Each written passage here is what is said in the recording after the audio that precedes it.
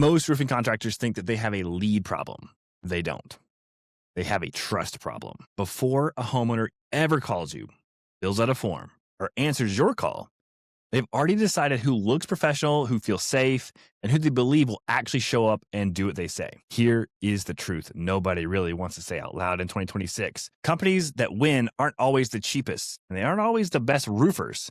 They're the ones that look like the obvious choice. This episode is one of 5-part series on how roofing and exterior contractors hit their first $1 million in gross profit. Not revenue, profit. Over the next few episodes, we're going to talk about speed, operations, retail versus insurance, and leadership. But none of that works if people don't trust you first. I want to tell you a story and start this series from a place of experience because I actually lived this. I owned a roofing company for almost 10 years, but honestly, my roofing story started way before that. My first roofing job was on a mission trip. I was 14 years old, carrying shingles up ladders, hand-driving nails, sweating like crazy. At the end of it, I had a lot of sense of accomplishment. But through high school, I was building barns, decks, and tearing off roofs, remodeling rental houses, just learning what hard work really looks like. After college, I worked for the #1 roofing contractor in my market. I started carrying materials, became a sales rep, eventually became a sales manager. Roughly about 10 years ago, I started my own company. Like a lot of you listening, it didn't start from some perfect business plan. It started because my previous employer owed me a lot of money, and I had to go build something myself. That story is more common in roofing than people admit. The first version of my company was called DeLaurier Roofing and Renovation. Here's the honest truth. That brand wasn't great. We were doing too many services. We're trying to be everything to everyone. We did $1 million in revenue our first year, but we didn't make much profit. This is 2016, so it was a huge deal. One-man show, $1 million, no profit. And then that's when I started learning about the difference between being busy and being profitable. Simplified became DeLaurier Roofing.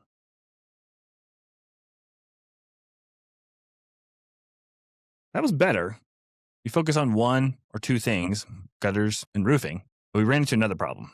No one could spell the name. Nobody could even say the name. I could barely say the name. It made us harder to find online, even though we had strong reviews. And this is an important lesson. You can be great at roofing and still lose because your brand creates mental friction in that customer. Over time, we modernized the brand, cleaner look, better presentation.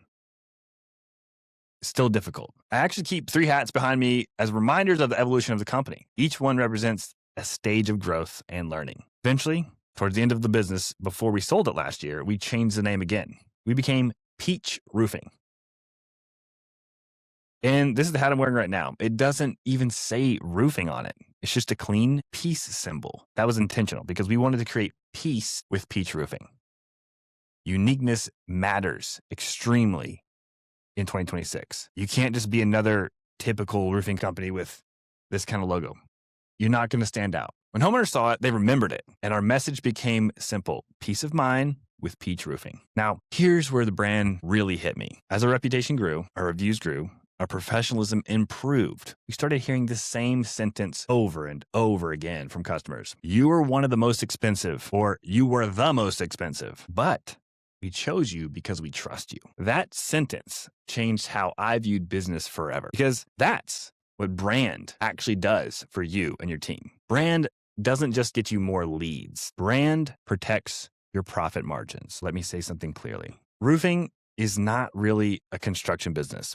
Roofing is a trust business disguised as construction. Here's how roofers make it home for dinner every single night without losing a single sale, even when they're one-man shows. Automate your communication with ProLine, the only communication-first CRM for roofers. Because when you fix your communication, you'll sell more jobs. Your weekends will smell more like sunscreen and backyard barbecues than that crappy gas station coffee. And all you got to do is ask these roofers. Before we had about 200% growth, and I attribute that to incorporating ProLine. But just with one automation, I was able to get 25 Google reviews. It's been absolutely insane how quickly we were able to grow. Now, ProLine's not going to win the beauty pageant, but it will save your Saturday. Now, back to the show.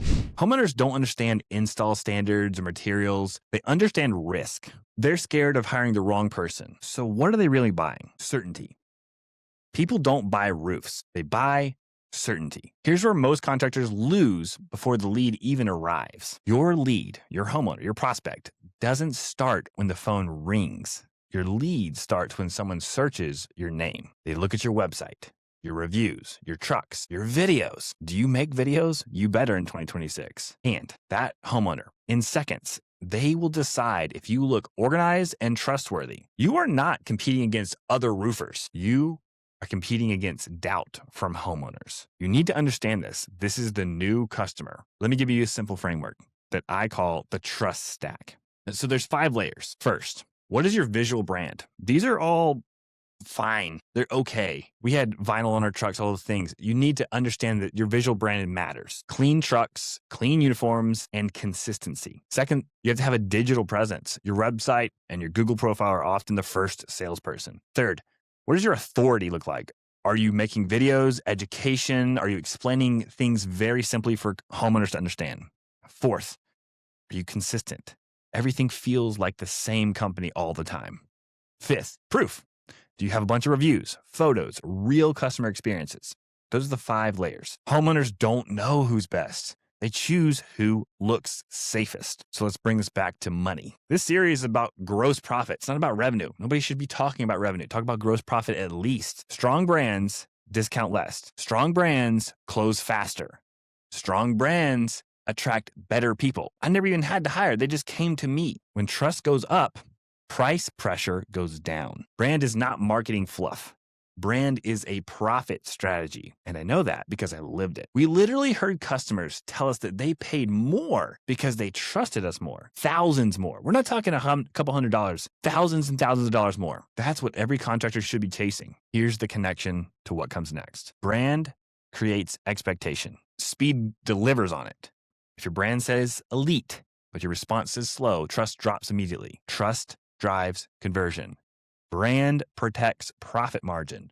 Professionalism makes you the obvious choice. And this entire 5-part series is about helping you build a business that hits $1 million in gross profit. That's just the start, not just hitting those big revenue numbers everybody talks about. Because revenue is vanity, profit is freedom. In the next episode, we will talk about speed winning. Speed wins, speed to lead, all those things. Because even if they trust you, even if you're responding in 5 minutes, you're already late. So I will see you in the next episode.